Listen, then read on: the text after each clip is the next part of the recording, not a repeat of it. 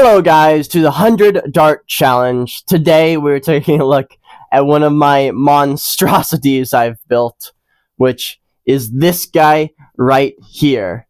This guy is held together by hot glue and dreams, if you can tell. This is a mega big shock as the actual plunger with a K26. And then just a 6-shot Adventure Force pistol that, yes, you do have to manually rotate it, but this thing is very small and very tiny. But yeah, you prime it from the bottom because it's a T-pull, you flip it, you fire, and this thing with half darts is actually pretty dang accurate. This thing is about on the same level as a modified blaster, even though there's K26 in it. It does hit really hard, but there's just some issues. I don't know how to fix them. I don't really care to fix them, because like I said, this guy's just a monstrosity I made. Handle still has these 2 plastic bars. A lot of blasters have those, and that just not feels nice. The trigger pull is fine, I guess, but there is barely any room in there for your finger, which is my bad. But I just wanted as small as I possibly could. But yeah, it works. It's fine. You have to prime, rotate, fire, prime, rotate, fire. So this guy is going to be slow. But there's a chance it breaks because it's just hot glue. Hot glue and dreams will hold this guy together. I'm surprised it's lasted this long, to be honest with you. But with that, let's take this monstrosity to the 100 dart challenge, shall we? Alright, hey guys. Today we got this weird contraption. So you have to manually rotate, and is a T-pull. And what we have seen by that, it means it will not do well, but we'll just do our best. See what we can do. Hopefully it doesn't explode on me, because the handle is very messed up. With that, ready, set, go.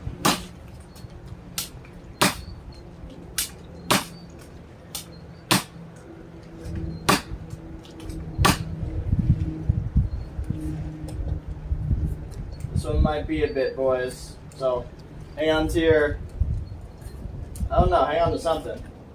You can't tell, but next decent amount, we will be out here testing blasters, seeing what it can do. Heck, maybe we'll even get one that crosses the water.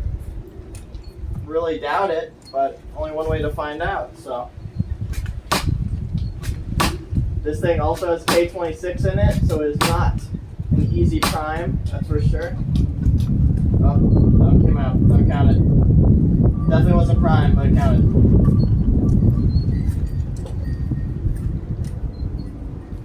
You may be asking, why did I make this? Well, I had plenty of these. I wanted to see if I could make one that was more powerful than the rest of them. And to be honest, I did. This one's just as powerful as my most powerful, front blaster of this, the Adventure Force thing, or yeah, Adventure Force. But this one, even though it's held together by hot glue, its prime feels way stronger. So actually, I'm actually really happy with this one. It's also smaller than the other one, its normal one, which is what I was after. I want a smaller, more powerful 6-shot blaster, and that's why I got out of this guy. And yes, 6 shots, so maybe the 6 shots will make up for how slow this thing is to load and stuff. Probably not. The loading is what takes up the majority of the time in the 100 dart challenge. Loading and priming, not the amount of rounds, it seems. And my hand is starting to hurt. This is not very fun, to be honest with you.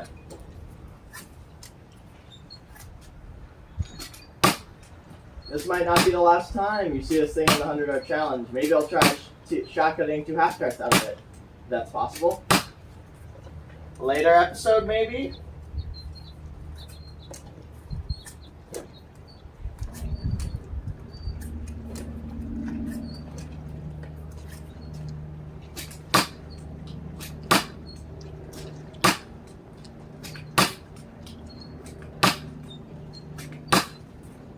This thing really needs a better handle because this is hurting my hands.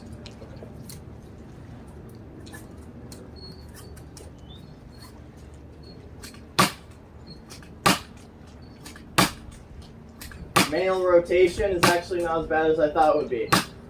Well, firing fast anyways. Firing it slow, probably affect it way more.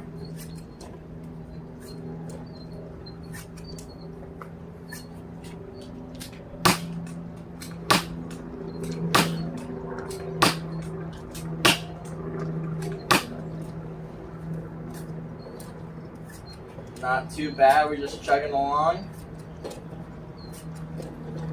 Getting things done.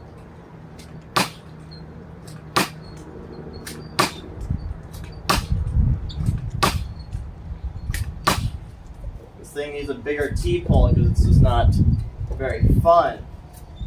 Because the small T-pole is really digging in my fingers.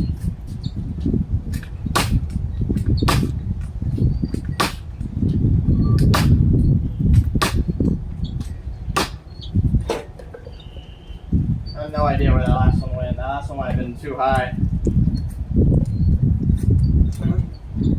I think with this one we might be losing a few darts. I also really need to get some new darts in this challenge. These are definitely been thoroughly used in the... What is it? We're like 40 or something episodes now? I know these videos don't get a lot of views, and that's fine by me. I just have a lot of fun testing my blaster and seeing what is actually the fastest blaster. And I may be doing, you know, just pistols and stuff now, but we'll get up there. We'll get up to the full auto blasters and stuff like that. Oh, forgot to rotate it. Eventually we'll get up and see what this thing can actually do. We're on the final 4.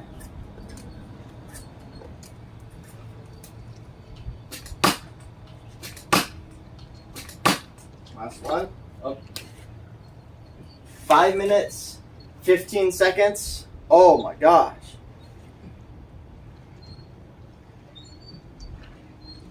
It was okay. Has a lot of issues though. Like take a look at this. This is the first time in the challenge that I broke skin. So that's not fun. And with that, carnage out on the field. Pretty nice. So how did my madness of a blaster, which I have now named the Blitz Shock, because the Blitz whatever its name is, and the Mega Shock blaster pretty much took half of each of those names, combined them, and it is 45th with a time of 5:18.3. It is pretty terrible, and it did take a chunk of my skin off, which is kind of my fault. The T-pole needs some sanding, and it was. I'm honestly surprised it survived the challenge in general, but at 5 minutes, it is the fastest blaster in 5 minutes, but 5 minutes is literally the bottom of this list. Like, there are maybe like 4 more blasters under the Tiger DB2. 5:18 is pretty terrible. Just being worse than the Ultra 5 and the Fuse Fire is really bad. Like, honestly, like the Fortnite Pump SG is a one-shot blaster that is hard to load, and that came out at 442. So yeah, having this thing at 5:18 is it's an awful place. And even for it's a 6-round blaster, that it was just crap. Just to compare it, the X shot eliminator, the trigger kept getting stuck, so I had to reset it myself every time I fired. And the Tiger DB2, the pump grip snapped off, and I had to re-snap it on during the challenge. So it is terrible. And with that, let's just get to the recap, shall we? So guys, how did the Blitz Shock do? Well, you see how when I put the spring on it, you see how like bumpy and raggedy this thing is. Let's just grab my file, sand that down a bit. Gotta admit, this plastic does not like getting sanded well, but that, to be honest, did not help at all, really. I would have to do way more sanding to get that to work, but overall, it was not very good. This thing is chaotic, it's powerful and accurate, but very chaotic and strange. It needs a lot more T-pull. To be honest, I need to just extend it with some screws or something. Clean up this part. I might just put some electrical tape on it just to, be simple and easy, because this thing is held together by hot glue and dreams. Even the bottom part. So I was sure the bottom part was going to explode during the challenge, but it ended up didn't, which was impressive. But the blaster, ergonomics, handle is uncomfy because of the two. It's like a jolt with these two things in front, but it's just flat. It makes it uncomfy. Prime is very heavy and even bent. And it can cut you, which I need to fix. And you have to manually rotate it. So, yeah, not the greatest thing I've made, but it has its charm. And, yeah, with that, nothing really much else to say. I hope you liked this really weird episode of a blaster I made myself. But with that, thank you guys so much for watching. I hope to see you in a completely different one. Bye-bye.